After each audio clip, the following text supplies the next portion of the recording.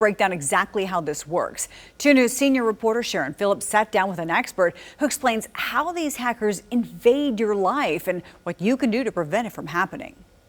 Ransomware goes through your network and encrypts every system it can hit, and then it makes it unreadable. Then they try to get money out of you to pay them, and then they're going to give you keys to unencrypt your data. Brian Lowry is a senior systems admin with Jackson Technical, and he is extremely familiar with how these hackers can destroy a business or even your life. Ransomware has exponentially ramped up, of course, with COVID. That had a lot to do with because everybody all of a sudden worked remotely. One of the things that drives this is people paying a ransom, and if they're still getting money, they're not going to stop.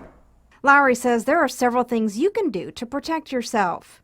The best way to do is protect yourself when it comes to yourself is, credit monitoring, lock your credit file. If you're not actively trying to get loans or anything, you can lock your credit file where people can't adjust it. You can put out a fraud alert on your account, change your passwords on your financial institution logins, set up two-factor authentication anywhere that has it available to you. And that's the best thing you can do to protect yourself. One thing to note, hackers will often invade your systems through your email or if you download something. Email, file downloads, those are two of the main ways that ransomware gets in. We use the same password for everything. Your banking account, your credit cards, your logins to Amazon. Use the same password for everything. So all it takes is one password breach and they have the password for everything that you have.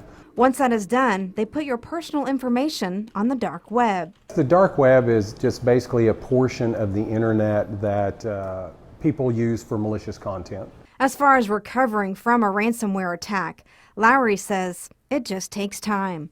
But when you're recovering, it can take time. So you're looking at every system that you have that got infected with ransomware, and you have to recover that from some type of backup. Sharon Phillips, 2 News.